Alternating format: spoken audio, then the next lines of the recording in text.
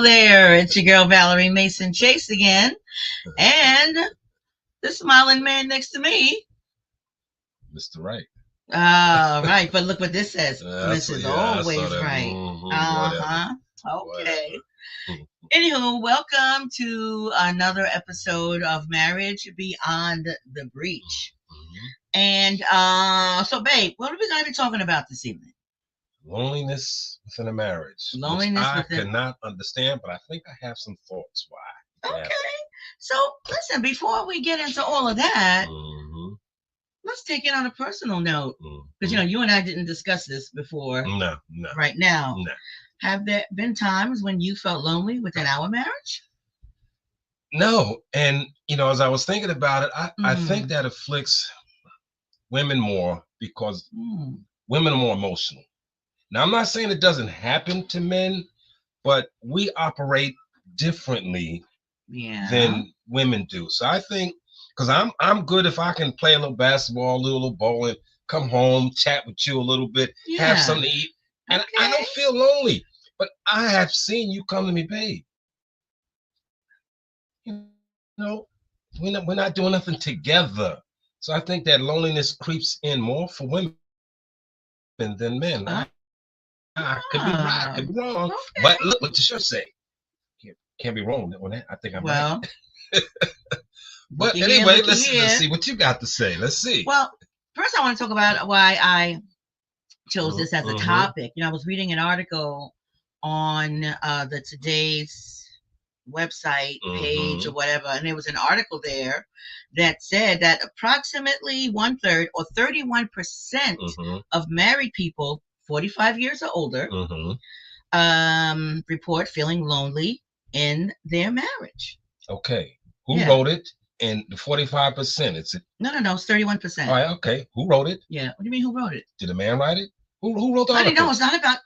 Honey, they did a survey. Okay. It was a survey that was done. Oh, and they cut the percentage from the survey. Exactly. How many people did they talk to? Did they talk evenly, men and women? I don't know. I think it's slided. I'm telling you. It just says almost 31% of married people 45 and older, because the survey was conducted by AARP, Right. So that may be a factor in there. Maybe that means that as couples mature, the possibility of them feeling lonely within their marriage increases. Maybe that's what it means. I can see that. Like I said, as you get older and get more sedentary, and you're feeling okay, you over here, I'm over there. But I guarantee you. You think it was more women? First of all, a woman probably did the survey. Oh my God. And she only talked to the women. Oh my gosh. We need to find that out. I'll find that out. Okay, that another story for another day. Okay. But see, you said you never felt lonely in our marriage. I have many times. Okay, male, woman. But honey, that doesn't negate my experience. No, I'm not saying I'm a woman. I'm not saying it does. I'm just saying I think it happens more often to women. But be that as it may, I absolutely have, and I can really look back and remember the times that I felt the loneliest in our relationship. And the first one that comes to mind is when I remember you were working. You were a CO working in the prison in upstate New York. Okay, and you were there for the duration of your work days. You were there 5 days a week, right? And you came home on your days off. Okay. And that's one of the times I really felt lonely in our relationship, because you weren't there for 5 days, and I was there with the children. I was still working full time and working the night shift, and just trying to navigate all of that. Yeah, I felt lonely. And what added to your absence when you were upstate is your absence when you would come home. Okay, yeah, because I would come home and probably just want to either hang out or just sleep or whatever the case is. Now, when you said that, it made me rethink something. Now, was I feeling loneliness, or did I just missed you? No. You said you didn't feel. I'm talking about me feeling lonely. I know, but now I'm wondering. Rethinking it. Yeah. Was I lonely, or did I just miss you? Because I missed you those days I was gone. But okay, whatever. Let's not go there. I don't think you was lonely. Lord have. We're not supposed to be. See, we're not supposed to be talking about that Well, stuff. I'm not. Listen, I'm not talking about that specifically. Yeah, well, you threw a little tidbit out there. You threw it out there a little bit. But anyway, for me. I don't know. Saying to myself, I don't know. Yeah, you have to answer that for yourself. Sure. All right. Well, I'll go back to my original question. You're going to hijack my lonely story. I'm sorry. Go ahead.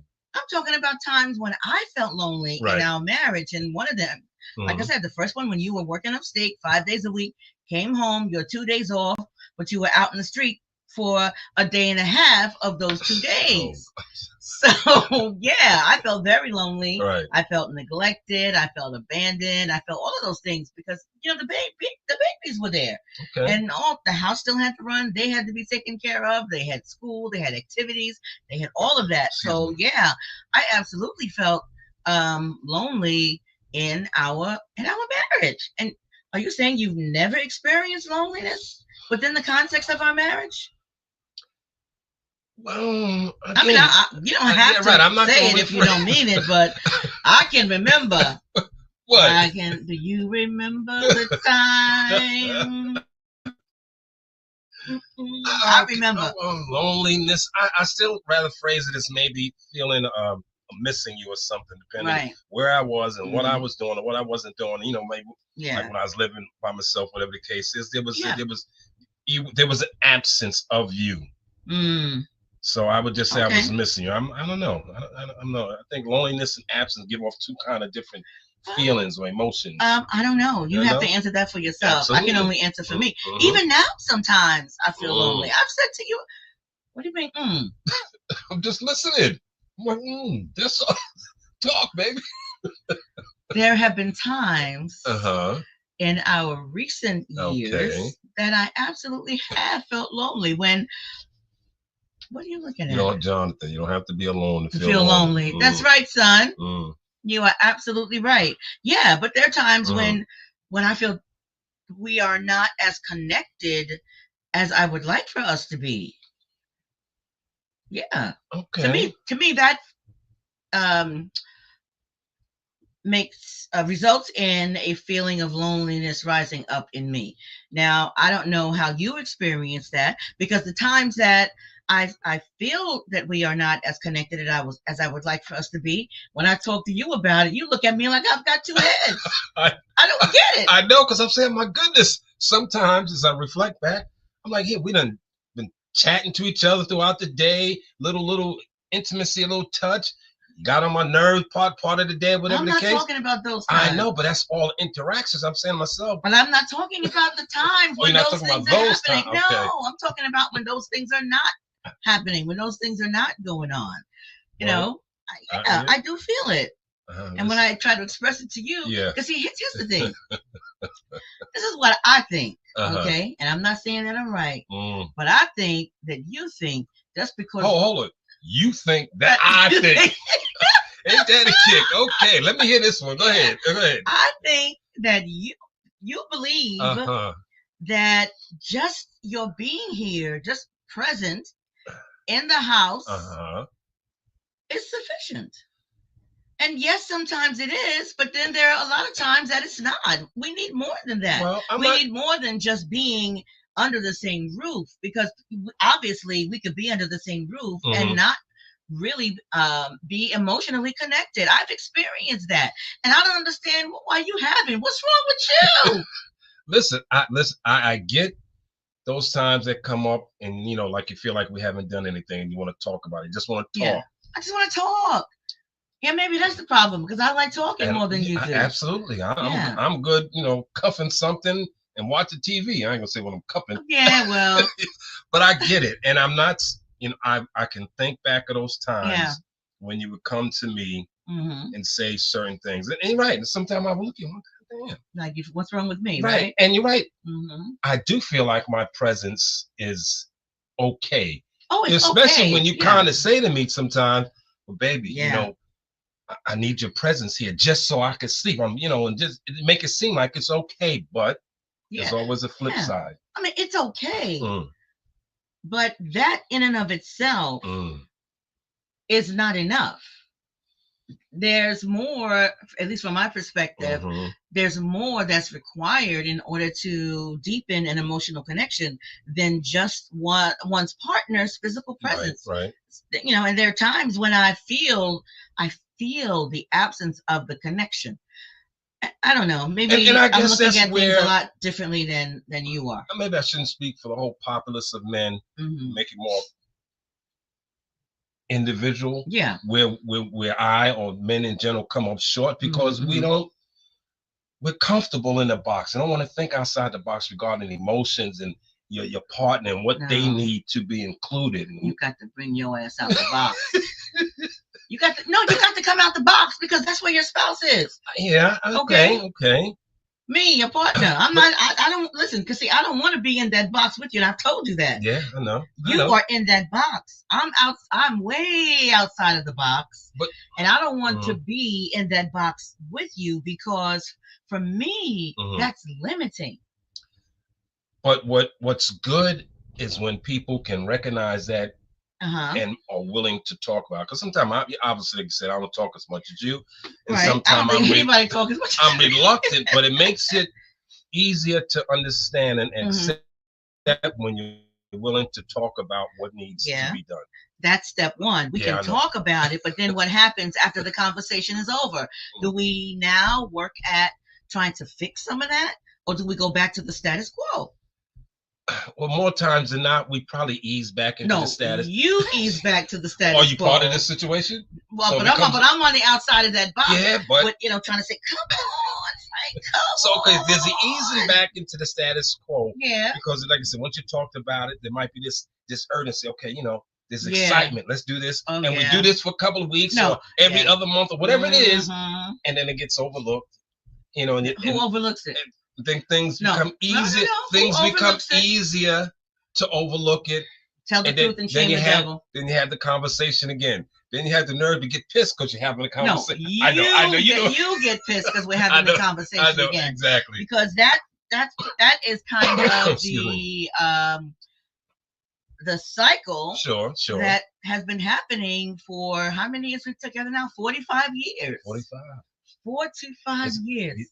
This month, 28. Is it 28? March 28? Yeah. Yeah, that's why March 28. That's what makes it 45. You ought to be trying to steal that extra year. No, 45 years is a long time to try to work at trying to get you outside of that box. Now, I have to give credit where credit is due. You come outside of the box more now than you ever have before. Because before you were in that box. You had put furniture in there. I was rigid. You were not wasn't trying to handle budging nothing. That's at right. all. Now that was a lonely and miserable time. Well, okay, I can still understand that. I can understand you saying that. I didn't feel lonely because I was happy doing. We're not talking about the negative. I was just happy being what I was in a sense. I could play basketball. What was that? Listen. Go play basketball. I come home. Get my kids ready to go to school. I was happy doing that. And then again, what happens with things get lost when you're raising kids, you focus on them too. So it's easy to forget each other and that loneliness that maybe you're talking about. But for me, I was picking slop. You couldn't tell me nothing. So. You're right. And then because it kept happening so long, now it becomes hard. Put the brakes on. Oh, Frank, we got to talk. Fellas, when you hear that, baby, we need to talk. I always say, I don't say it as much as I used to. Well, because I don't phrase it like that anymore. I've learned since then. I don't phrase it like that anymore. I'm more inclined to say, babe, I have something on my heart that I'd like to share with you. And you tend to be a bit more receptive to that. But now since I've been phrasing it that way, you know what's coming next. Yeah, that's right. You changed again. I done caught up now. Oh Lord. But the word heart puts me on ease. I'm like, okay, this is we need to talk about because that's where partners, that's where we need to connect first is heart to heart so that we can have that emotional connection. Okay. Because from my perspective, everything in a relationship flows from that deep emotional connection. If you want more fun, work on the emotional connection. If you want more sexual intimacy, work on the emotional connection. If you want more attention in your relationship, work on the emotional connection. Because, at least from my perspective, and I'm not saying that I'm right, I'm just saying that this is what I believe, that everything flows from there. What you grinning at? I'm every time you say you ain't saying you right, but you always tell me you're right. Yeah, then you put on a shirt that edifies that you right. So I'm like, okay. Well, I'll put it like this. For the purposes of this conversation and in this venue, yes, I'm going to say that's my perspective. Okay. All right. Okay, it may not be right, but it's right for me, and I believe it's right for us, and I believe it's right for most couples. If you work on that, you can't go wrong. Right. Okay. I agree. When you focus on and you work on building or rebuilding, if you've lost it, that emotional connection. And that's what we want to look at, some signs that may be happening in a relationship that indicate that maybe there's some loneliness going on. And the very first thing I have written down is feeling disconnected from your partner. When partners don't connect emotionally, it feels like a distance has been created between them. Don't you think that? I can get that. Again, when you're not intentional to avoid that disconnect, before you realize it, you got miles and miles between each other, and you're like yelling, "Hey, baby! Yeah, I'm over here. Yeah, let's try to do this." And, it becomes difficult. It does. And then if you don't have the right tools to build, it makes it even harder. That's why I think it's better to maintain it rather and being intentional about it, so that it doesn't get lost, because it can easily happen, especially when you have young children and you're trying to build and raise your family. That's one of the reasons why. And I know sometimes you say, well, we just had the children last week, we just had the grandbabies the week before. That's one of the reasons why. Hey, Miss Ollie, thanks for joining us again. I appreciate you, Miss Ollie. I appreciate you so much for always showing up. One of the reasons why, I mean, obviously I love my grandbabies and I love having my grandbabies with me, but one of the reasons why I want them here with us as much as I do, because I want our children to build that emotional connection with their partner. I want them to have times where they can focus on their relationship, where they can go out somewhere, or they can just have a date night at home and just drink wine and Netflix and chill and have a lot of sex and all that. I want that for my children. And it's hard for them to have that with the babies up underfoot. So I'd rather have the babies over here. Now they be cock blocking over here, but that's okay. Because we've been together 45 years. Our relationship, from my perspective, can sustain that. They're building their relationship. You know what I'm saying? I do. John says thank you. Yeah, of course, son. So I think about that. When was the last time John and Liz had a chance to really go out on the date, or just sit home and do nothing? When is the last time Hammy and Nene had a chance to go out on a date, especially Hammy and Nene, because Hammy works so much. Right.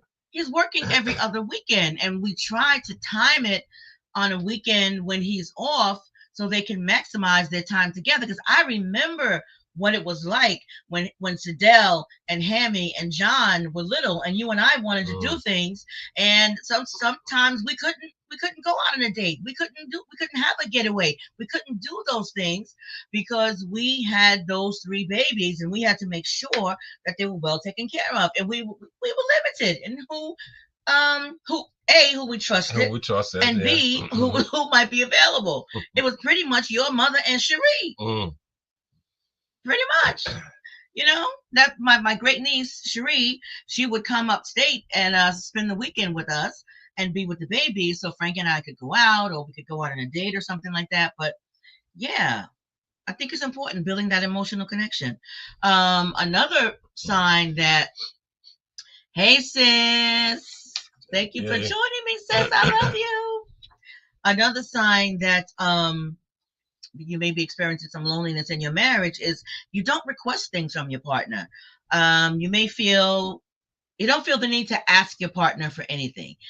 you might feel comfortable asking people outside of the home, outside of the relationship, for whatever, but you don't necessarily go to your partner.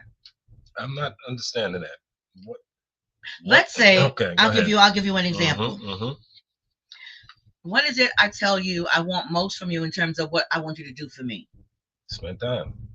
Okay, that too, but what else? Something I want you to take care of that I don't want. I don't want to be involved in at all. What's that? The car. Exactly, my car. His name is Matthew, by the way. And one of the things I said to Frank is, what I want you to do, all I want to do, sit my pretty behind that wheel, turn the ignition, and go. I don't want to have to put gas in him. I don't want to have to take him to get a bath at the car wash. I don't want to have to take him to get the oil change and tire rotation.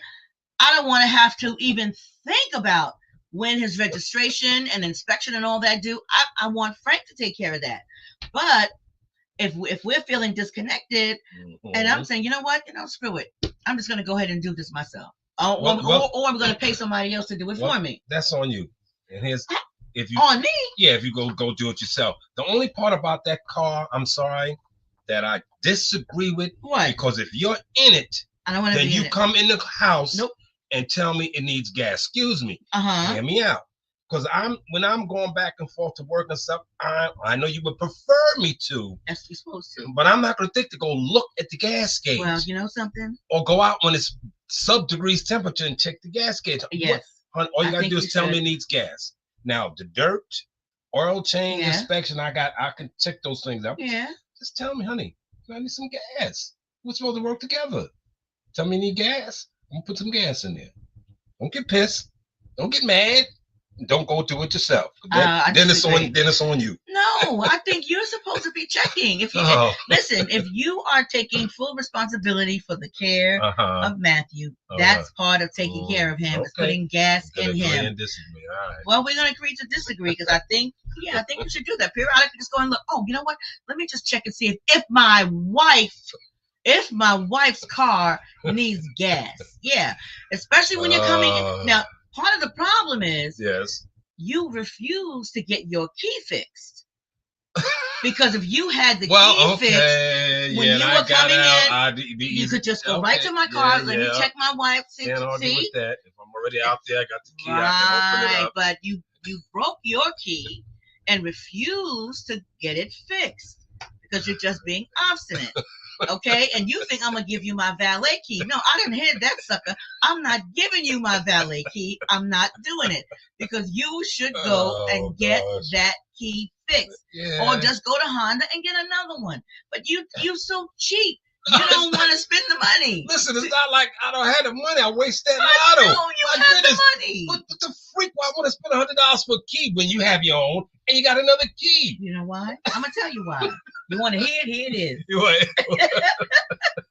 Because that gives you the access that you would need to take care of the things that I need you or want you to take care of. Whatever. Okay, so I don't have to be involved. Okay, you don't have to take my key. Okay, you could just say, you know what? Let me check. See if Val's car needs gas. Oh yeah, she's low. Let me take it. You don't even come in the house. Just take it and put gas in it. Okay, you have your own key. Oh, you know what? Look at that. It's time for inspection. You don't even gotta tell me. Just take him and get the inspection done. So that's what it says. You don't request things from your partner, because I get my behind up on my shoulders and I say, screw this. I might as well do it myself or just pay somebody else to do it for me. Now, what you got to say to that, Sherlock? I ain't saying nothing. I ain't saying nothing about that. I don't agree. Okay, which part do you not agree with? Like I said, when you're in the car, the least you can do is tell me you need gas. You in it. All right. And then I get my feelings because there's so many. See, she always notices when it needs gas. Right. Not when it doesn't need gas. You know why? Because I done took it without knowing and got the gas. But I don't get thank you. But if I don't get the gas, you ain't get the gas in my car. I keep telling you, Frank, I don't want to sit in the car. You're supposed to do that. Right. You're absolutely right. Yeah, because it's supposed to. I'm supposed to be able to get in there and have gas enough to go wherever the heck I want to go. Okay, That's sweet. my feeling. Now, maybe I don't know. How do you guys feel about that? I don't know, especially the ladies. I know I'm old school. It's not that I don't know how to pump gas. I do. Okay. It's just that I don't want to do it, and I would prefer my husband to do it for me. That's one of the things that I want him to take care of for me. I have no problem doing that. Okay. Anywho, let's get back to the subject at hand. Excuse me. Another sign that a couple or an individual might be lonely in their marriage is absence of quality time. All right, we talk about spending quality time. Even that time could just be in the same room, in close proximity. You're watching what you want to, but we're spending that time together. Every now and then you peek up, hey, babe, how you doing? We laugh, we joke, and we move on. Yeah. But I get that. If you're not spending any time together. Quality time, and I think at least for me, there's two levels of quality time. There is focused quality time, and then there's unfocused quality time. And here's what I mean by that. Like what you just described is unfocused quality time. Right. We just happen to be in the living room together. Frank is looking at his Law and Order for the 50th time. And you watching RuPaul and all them crazy ass dress up dudes / guys for the 19th time. And or I'm whatever. watching it. No, but see, it's a new episode. Oh, Lord have mercy. He's watching Law and Order, and I'm watching Mama Ru and the girls. I'm watching the drag queens. Okay, but that's unfocused quality time when we're just in the same room in each other's company. But intentional quality time is when the couple, the two people involved, are completely focused on each other. No distractions. And let me just say this. Get rid of those cell phones when you are spending intentional quality time with your partner. Put them in the other room. Turn them off. Do something. Minimize, not minimize. Get rid of the distractions. No TV, no tablet, no computer, no phone, and just talk to each other. Or whatever the two of you are doing, whether you're going out to dinner or you're going to a movie. I know people like going to movies and dinner and a movie and whatnot. I'm not a fan of going to a lot of movies together, and here's why. Because you can't have a conversation when you're in a movie theater.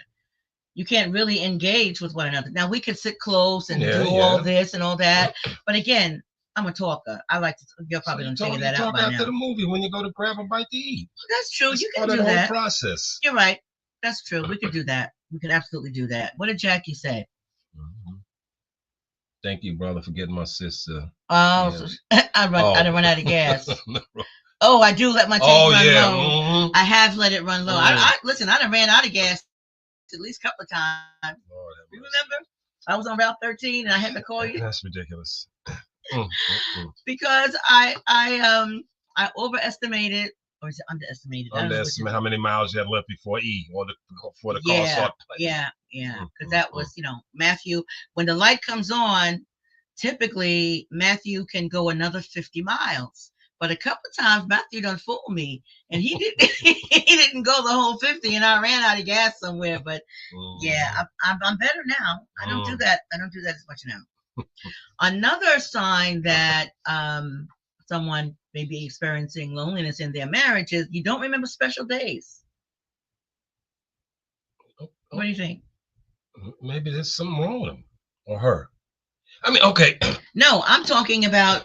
Let's say it's my special day and you don't remember it. What are you talking about? A birthday, wedding anniversary? Birthday, Mother's Day, something like that. Those are the top ones. I don't think no one forgets those.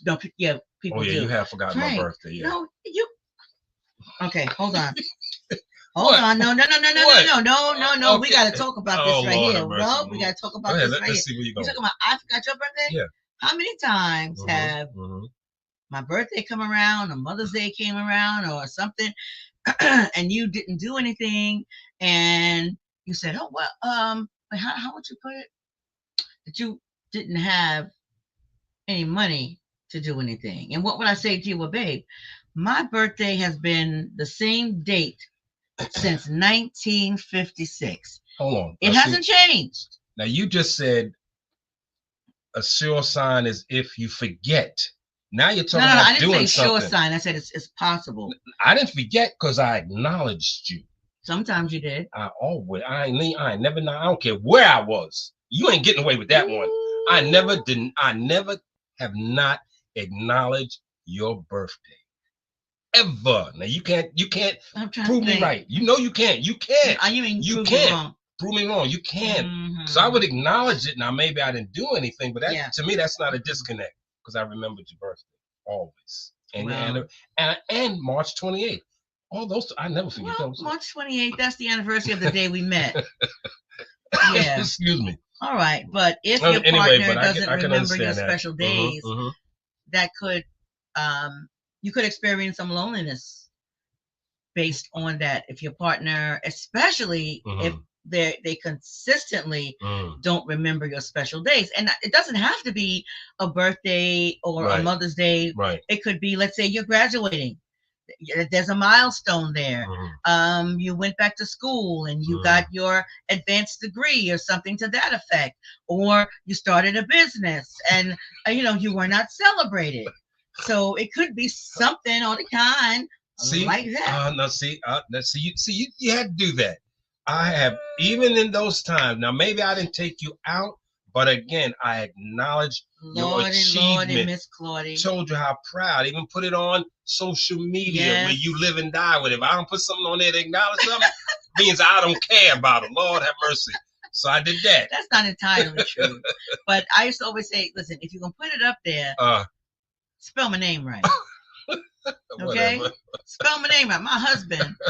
Now, I hyphenate my last name. Mason-Chase. Okay.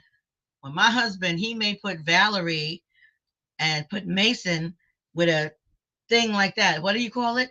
Not a hyphen. I don't remember ever putting that slash. Oh my God. That backward slash. That backward slash. Yeah, that's what you would put. I put the minus sign.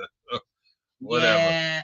Hey, Nicole, thanks for joining. Good to see you. All right. So I want to ask you guys: have any of you experienced feeling lonely in the context of a marriage or a committed relationship?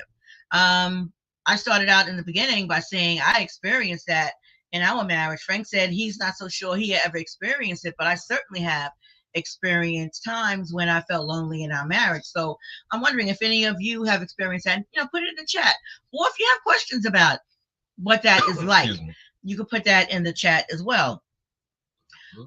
Something else that may result in a person feeling lonely within their marriage or committed relationship is when they have difficulty communicating with one another.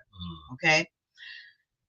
That is the number one reason that couples, from my experience, the couples that I have counseled say that brings them to counseling. They say, we don't communicate. That's really not true. I always challenge that because communication is going on all the time. It may not be effective communication, but communication is always taking place non-verbally, even if you don't say anything, with your face, your body language, your gestures, the way you look at each other or don't look at each other. When your partner is trying to engage with you and you're looking askance, you're looking over there, your partner's over here, but you're looking over there, and they're trying to get your attention and talk to you, that's communication, but it's ineffective. I don't want to be bothered right now. Yeah, but there's ways to communicate that. I did. No, that's not effective though. That is not effective communication, babe. Okay. It's not. Okay. You think it is? Imagine those times when you maybe want to talk, and I ain't paying you no mind. What do you usually say? Or you don't want to talk, so you already knew what I'm saying. But I'm pissed because when I say that. But if I'm saying that, I'm saying it. By then I have an attitude. I know. By then I have an attitude. And I get mad. Excuse me. Okay. But it was effective. I'm sorry you got mad. That's not effective. I know. I'm just messing with you. Okay. What? See, we having communication. See. Woo, y'all see what I have to do over here? I'm telling you, this Cookie Man, he is a hot mess. So yeah, if a couple is experiencing problems with or issues with communication, that could certainly result in feeling lonely within your marriage, lack of physical intimacy. And I don't mean just sexual intercourse, physical intimacy. I'm telling you, that non-sexual touch, the importance of it cannot be overstated. It is so important to engage in physical intimacy with your partner that does not include sexual intercourse. Don't you think that's important to touch? I know it's important. Yeah. I know it's important. That's why I make it a point. Every time I walk past the kitchen, tap my butt, or a little mess with the ear. Yeah. Because I want to, and I know it's appreciated, and you desire it. So, absolutely. So, and let me just say this also: not physical touch as a precursor to sexual intimacy. I'm not talking about foreplay. I'm talking about, like Frank just described, just rubbing by, touching each other, me rubbing his head, or just walking hand in hand, arm in arm when you're out together. Couples, I believe, should do that. That's another way of connecting, of just engaging with one another. What you grinning at? You always grinning. Yeah, because when you talk about the hand in hand thing, our conversation or my debate with you is, you're walking. Yeah. Don't always you act like you can't reach for my hand and get pissed if I don't hold yours. No. And we're a couple. Reach out for mine the same way you would want me to reach out for yours. Right. But I want you to reach out for mine. And that's why you be walking with your hand cold. Yeah, right? Yeah, because you're just being obstinate. You're just being difficult. Sometimes. Yeah, you were just because I can feel it. You know what? No. Just like the gas thing. I get pissed. No, I'm putting my hands in my pocket. The hell with that. Oh, reach out to my hand, baby. That's not right. That ain't right.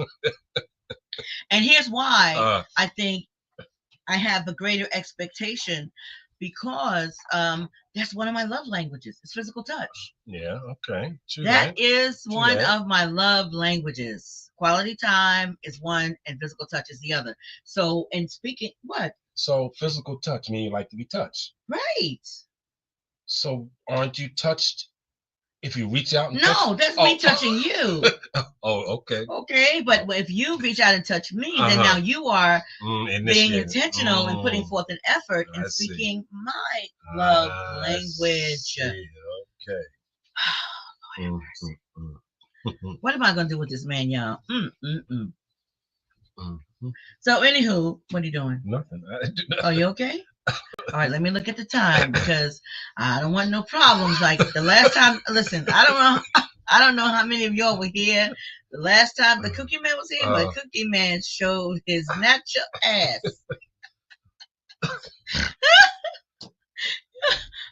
See, I was gonna bring it up. He was tired. I was tired. Really very tired. He was really, really tired. And she knew it. And I kept writing my notes, and she kept ignoring me. So I felt disrespected, and I had a pissy fit, and it was showing, and I apologize, but I'm human. Yeah. I mean, there was at one point where Frank looked down to read a question to the guests, and one of the guests started speaking at the same time. Frank's like,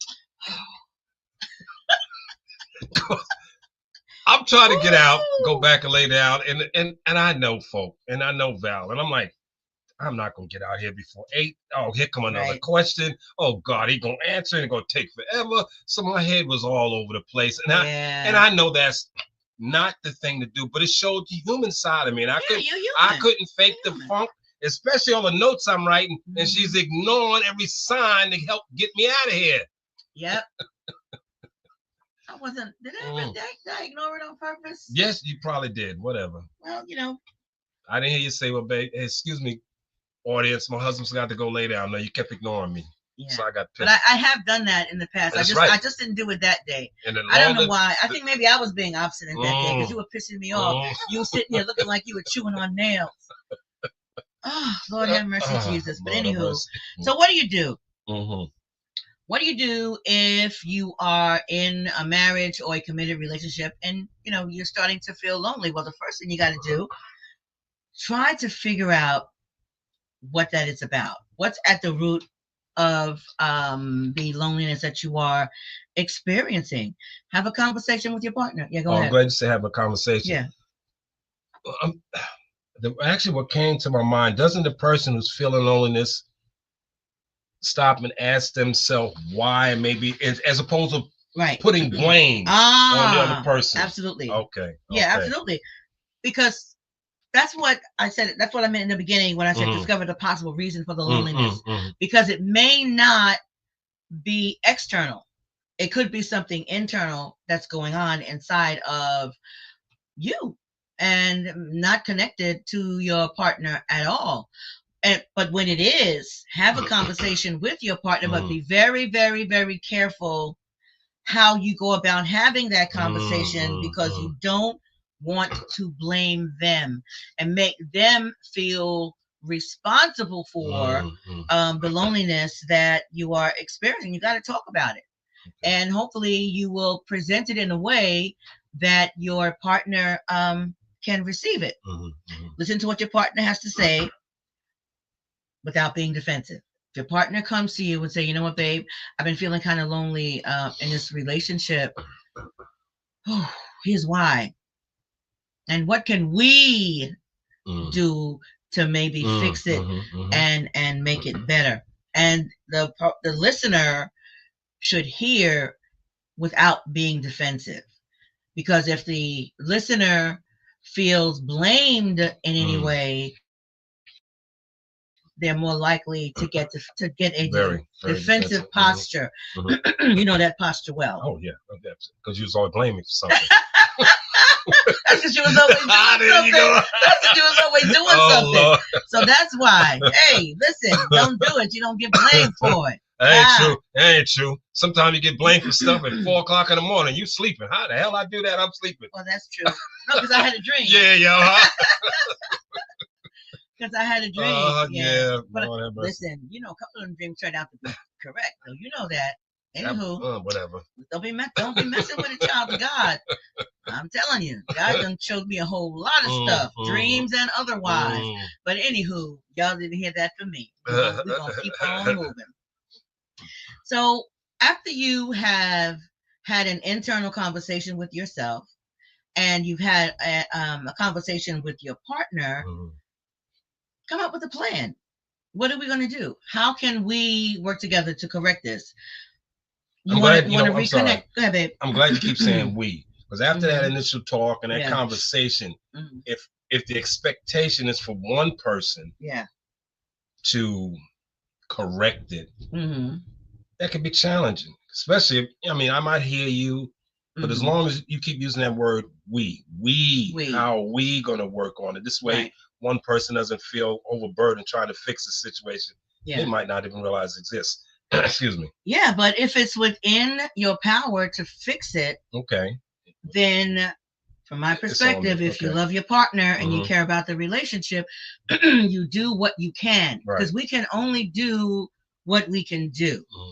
Okay, but I think a whole lot of times we can actually do more than we think we can.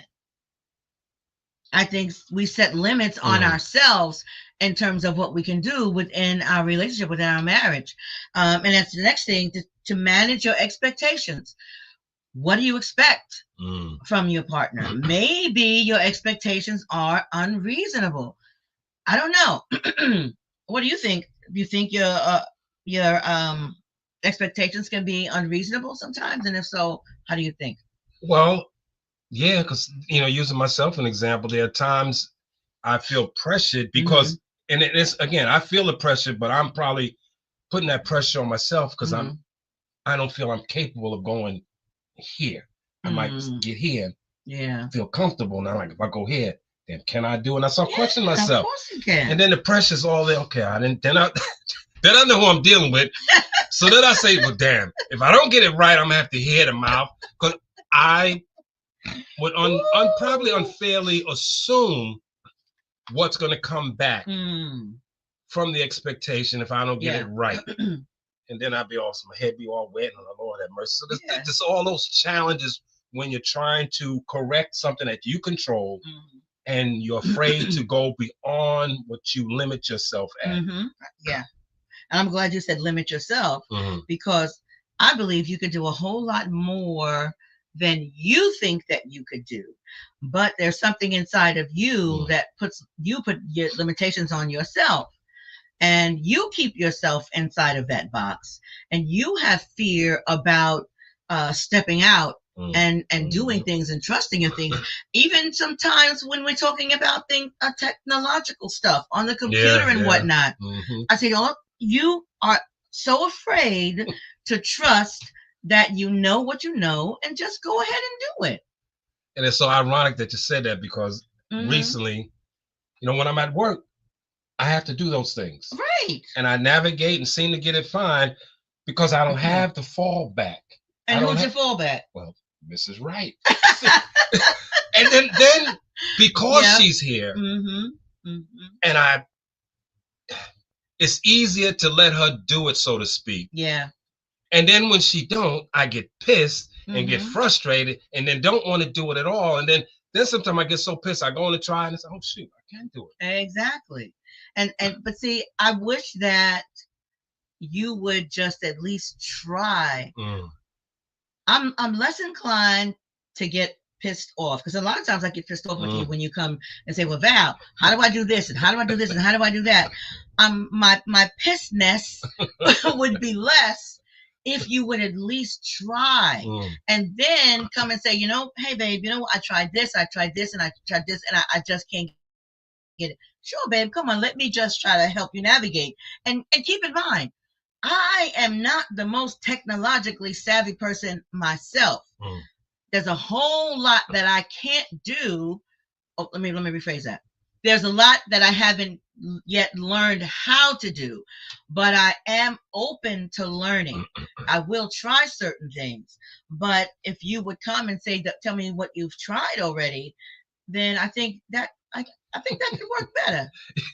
I'm laughing because when I'm coming to ask you to help, I don't want you asking me what I did. Just get up and come help me. No, I want you to try first and then tell me what you did to try. Okay? Yes. Because a lot of, sometimes, babe, the best way to learn how to do something right is to get it wrong initially. Yeah. Okay. So sometimes we learn by some of the mistakes and errors that we make. Okay, that didn't work. Let me try this. You know what? That didn't work quite well either. Let me try this here other thing. So yeah, you can try that.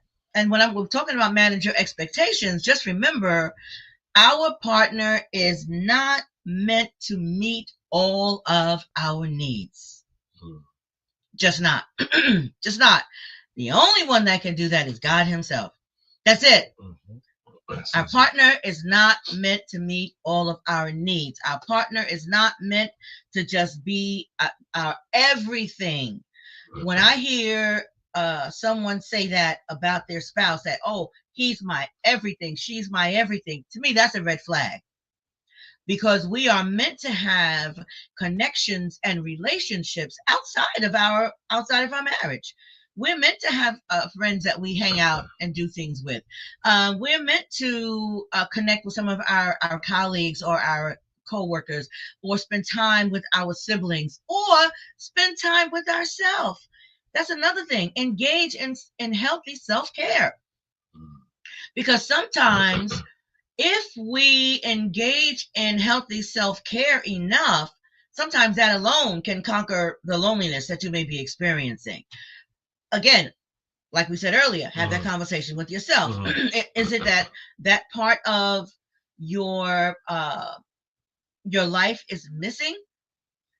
Because when that part is missing, then we're imbalanced. We're out of balance. And I believe that God wants us to be balanced. That's part of being whole. A whole individual says that, yes, I have my husband, I have my acquaintances, I have my friends, I have my sister, I have family members that I hang out with, I have my grandbabies, and I have myself.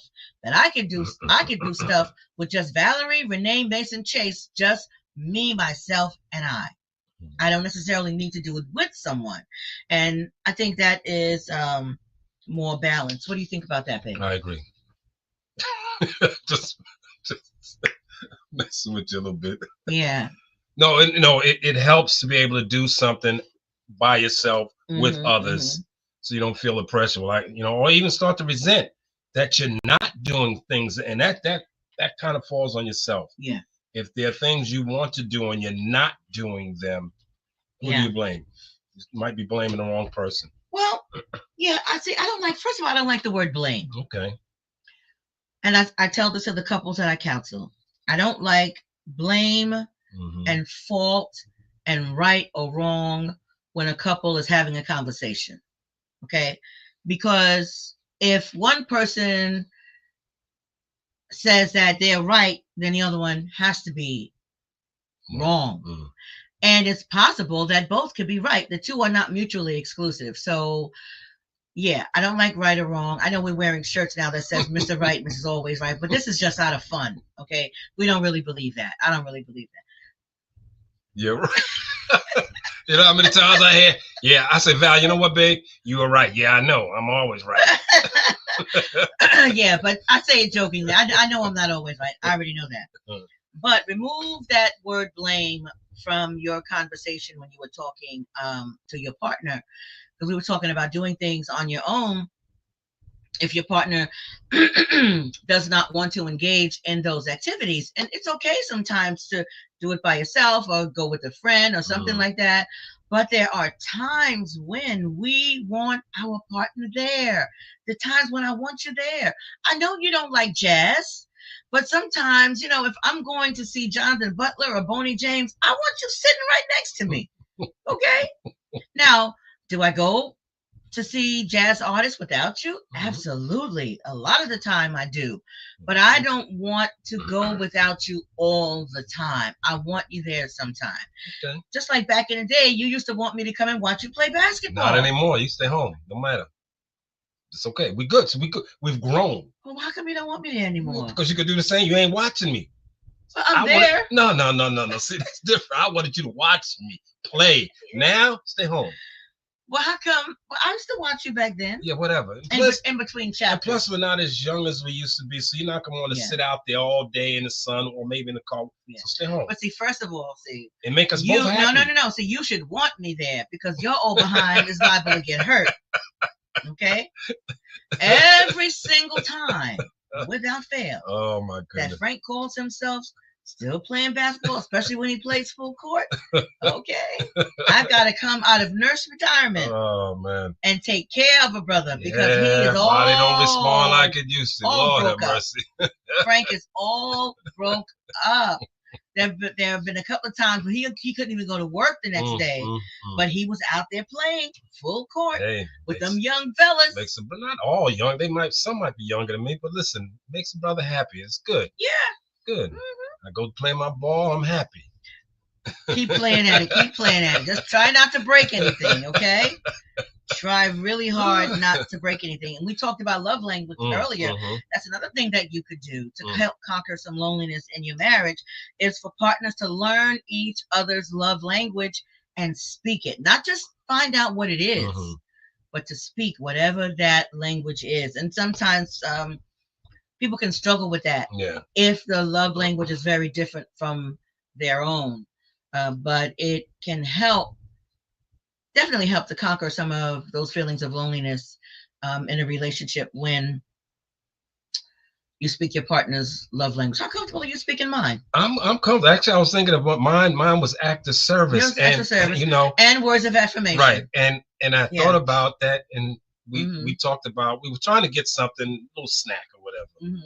And Val went out today, dropped off the grandkids and whatnot, came back with my love language, an act of service. Right. I mean, my funny bone. Got you your funny bone. It was wasn't the funny bone, but it was a thought, and it served the purpose. And it was my act of service. Now, granted, I just ate 2 sandwiches, 6 Oreo cookies, and when them funny bone substitutions came, I ate them too. I was shocked. I handed him, I said, hey, babe, the store, they didn't have exactly funny bones, but this is kind of similar to funny bones. So I handed it to him. I went in the kitchen. I was in there maybe 3 to 5 minutes. I came out, and he's handing me the empty wrapper. You ate those already? Wow, he really wanted them funny bones. I'm gonna find them somewhere because I think we were ordering groceries online. Yeah. And they didn't have the funny bones, but when I was in Wawa, I found something similar. I'm gonna get you your funny bones.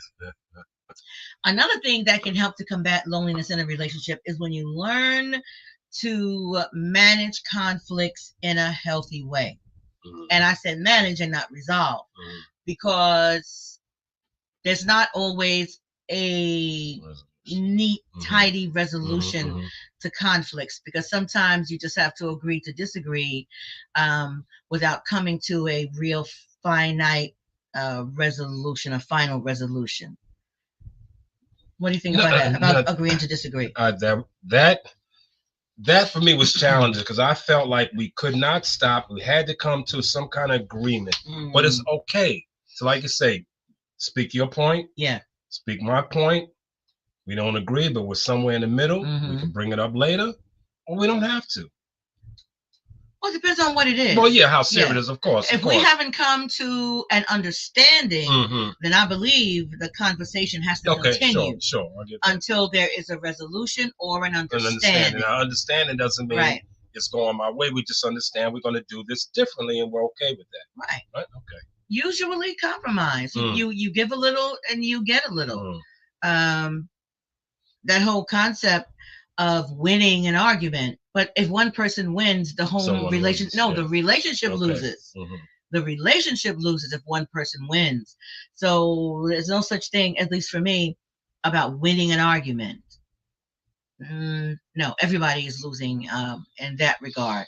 So sometimes you just have to come to an understanding and continue the conversation until you can get there. And a good way to combat loneliness in a relationship is to engage in activities together. I remember when one of my classmates, Sarah Beth DiCostanzo, was on one of our episodes, and one of the things that she talked about was having fun together, doing some fun things.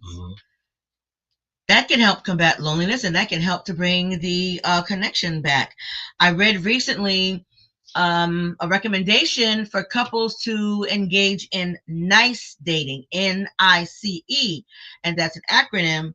I always get that confused, acronym or acrostic, but whatever. N stands for novel. That means new. Do something new. Do something that you haven't done before. The I stands for interesting. Make it interesting. C stands for challenging. Make it a challenging date. Do something that really brings one or both of you outside of that comfort zone. And E, make it exciting. So a NICE dating, NICE, novel, interesting, challenging, and exciting. I think having dates in those categories can go a long way to combating loneliness and to help a couple to reconnect. What were you grinning at? No, I was going at that because actually two things. I thought I might have been intentional. And then challenging.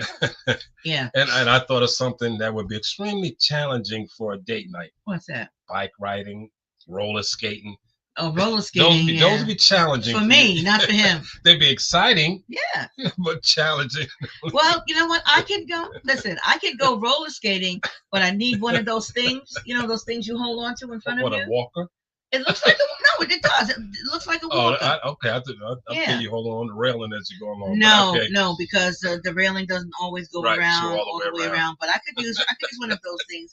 And it's funny because, first of all, I never had a bike when I was growing up, so I didn't learn how to ride a bike. We were so poor. Nobody could afford a bike. I sat on a bike a couple of times when I was a kid. One of the neighborhood kids, I sat on a bike. So I never learned how to ride a bike.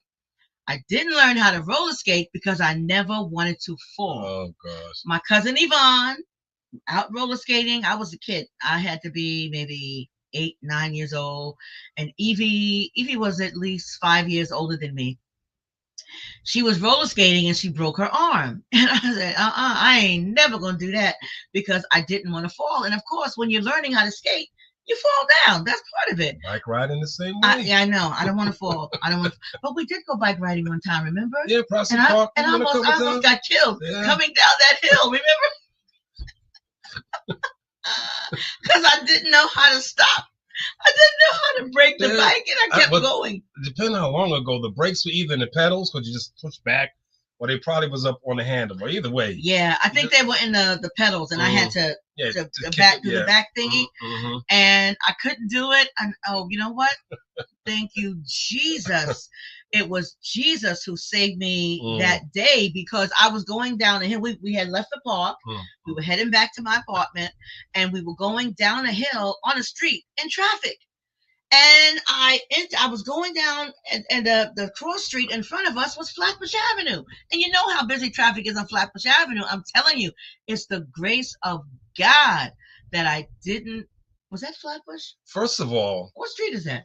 First of all, what? I remember us bike riding in Prospect Park. We did. Excuse me. As Gary would say, excuse me. Yes. And you losing control and all that. I do not. Now we ride. Whose bike were we riding to be going back to? Your apartment? we had rented bikes. I don't know what had happened. We had bikes. When you think they were renting bikes back when we was like 20 years old? We were on a bike coming down that hill. You don't remember? No. I was still living on Lefferts Avenue. My point. I know what you talk about. That's why I know we were in the park. Oh, you think I did it with somebody else? I don't remember you going home with a bike that we rented. No, honey. We left Prospect Park. We were going down that hill. I don't know. Maybe we weren't headed back to my apartment, but we were going down that hill. What was the name of that street? I don't know. Was it Gorham Place? No, the hills you might have been talking about. Lincoln Road would go down that way. Right, one of those side streets. Yeah, but whatever. You don't remember that. Listen. I remember it because it scared the shortcake out of me. I thought I was going to die that day coming down that hill into traffic.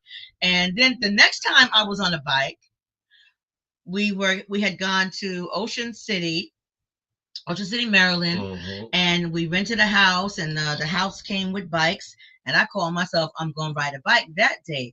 Lord have mercy. As long as I was going straight, I was fine. I tried to turn and I didn't quite make it, and boom, I face planted. And what is the car I ran into?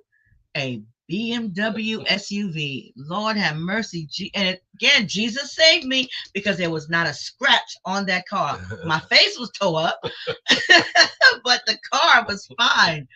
And I haven't been on a bike since then. Probably not. Anywho, I know we kind of got off subject, which we do sometimes, just kind of talking about old stuff and kind of reminiscing. But the bottom line is this.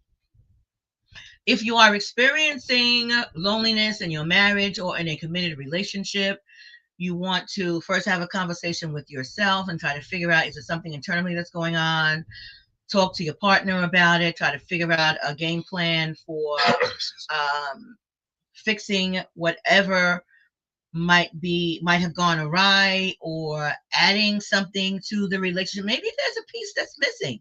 Maybe there's something that you haven't been doing that you need to start doing. Maybe there's something that you have been doing that you need to stop doing. Any number of things, but you won't find out. You will never discover it if you don't have the conversation. You got to talk about it, and talk about it in such a way that neither of you gets defensive. You don't want to blame one another. You want to try as much as you can to learn your partner's love language and to speak that love language. Do things together, have fun together, and work at reconnecting, especially on an emotional level. And when I was reading, someone had asked the question, how can couples use their faith and spiritual activities to connect more deeply and reduce feelings of isolation? I think one of the best ways, if you both are of the same faith, you could pray together, read scripture together. Because, it's hard to not connect with someone if the two of you are holding hands and you are joining together in prayer and you are praying in agreement about certain things. If each of you has something that you want to pray for or pray about the relationship, that is a great way to use your faith and spirituality to reconnect. Read devotional together. I have a devotional that Frank and I use that I keep on the kitchen table. That's a great way. We read the scripture of the day. We read the content for the devotional, and we talk about the content, what the content of it is. That's a great way to use your faith and spirituality to reconnect. So, anywho, I think that's all I have to say, babe. What do you have? Anything That's you want to all add? we have to say, y'all. Okay. So, if you are experiencing or feeling lonely in your marriage, just think about doing some of those things. Let me see. Next week, I forgot what we're going to be next week we're going to be asking the question: does marriage counseling work? Because there are some people who believe marriage counseling doesn't work. They are very against marriage counseling. But obviously, I'm a proponent of it. So we're going to be talking about that. I have a couple of guests that's going to be coming on, and we're going to address that question. Does marriage counseling work? 2 weeks after that, we're going to be talking about resilience. So we have a couple of great shows coming up. I see that look on my husband's face. That look says, Val, shut up. In the show. I felt it. Night. I threw a smile because I said, "Oh." You felt it inside. Yeah. I like, okay. I heard you talk about next week. Okay, why are you talking about 2 weeks? Talk the 2 weeks next week. Oh, Lord have mercy. Anyway, guys, anyone who's watching now or later, if you have not already done so, I would appreciate if you would subscribe to our YouTube channel, Marriage Beyond the Breach. And once you subscribe, hit that notification bell so that you'll be notified every time we have an episode coming up. Again, God bless you. Thank you so much for being here tonight. I appreciate all of you. Have a wonderful, wonderful week. Okay. Love you guys. Good night.